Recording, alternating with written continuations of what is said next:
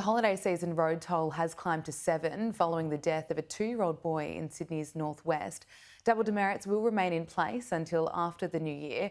Joining us live now is Assistant Commissioner Brett McFadden from New South Wales Police.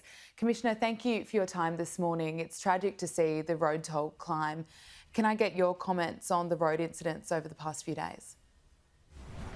Look, the vast majority of our drivers on the roads are trying to do the right thing.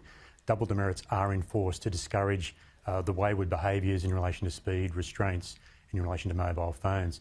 However, since the operation began on Friday, we've lost 4 lives, bringing our total to 287 lives that have been lost on our roads. That's families that are experiencing the loss of loved ones, particularly at this time of the year, and we really need the community to work with us to ensure that they're safe. Some of the most disturbing things we're seeing, we've given over 2,000 infringement notices out for speeding, and a lot of those are in the over 45 kilometre/hour bracket, which results in a 6-month loss of licence. We've also arrested 175 people for drink driving and 214 people, in relation to having drugs in their presence. As you mentioned, 282 people have died on New South Wales roads, which is higher than last year's number of 275. Why is that?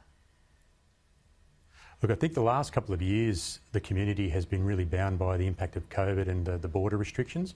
This is our first 12 months following the COVID period where people are really keen to get out with family and friends to make sure that they enjoy the period of the summer with those family and friends and to enjoy themselves. So we've got a lot more people on the road, a lot more people moving about, whether it's for pleasure and holidays or it's actually part of keeping the economy going. So we need to make sure that while you're on the roads, we're safe. So the normal message is about keeping a safe distance, travelling at the speed limit and driving when you're in a fit condition to drive. That is, there's no presence of alcohol or drugs in your system.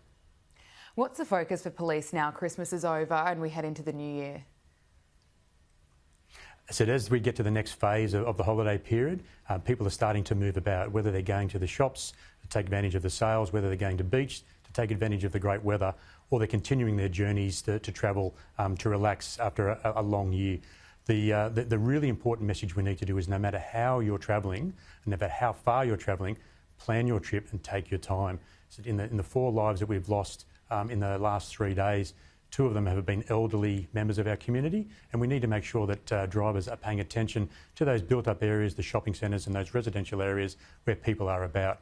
We've had 2 incidents, one, as you mentioned, the tragic loss of a 2-year-old boy, and we had another 5-year-old boy that was run over at Razorback overnight and is currently in a stable condition at Westmead Children's Hospital. The vulnerability of these, our elderly and our young, we need to make sure that we're paying attention to that. I also want to particularly reach out to drivers who are travelling with their families. We're getting a lot of incidents where the behaviour that young people see in the car by their parents, older adults of the family, is what the behaviour they will mimic when they get their licence.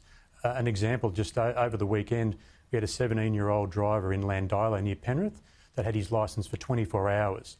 He was checked at 150 kilometres an hour in a 70 kilometre-hour zone, engaged in a short pursuit with police prior to being arrested. But again, he had his licence for 24 hours. We're getting people on the roads that are just totally disregarding their social responsibility to themselves, that social contract with their family to keep safe, and to other members of the road community. Is it disappointing and frustrating to see people continuing to break the law?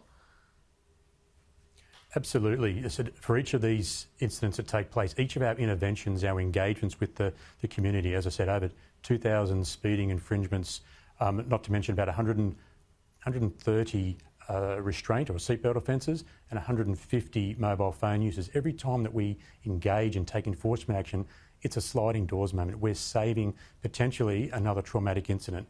Over the weekend, a 19-year-old driver on the Central Coast was using his handheld mobile phone and drifted to the wrong side of the road and engaged in a head-on collision. Our frustrations are for those individuals that are doing the wrong thing. The bulk of the community are doing their level best to get to and from their holiday destinations, and we want to support that effort, but have no doubt that my officers will be taking very strong enforcement action towards those that can't do the right thing. Assistant Commissioner Brett McFadden, thank you so much for your time. We appreciate it. All the best. Thank you.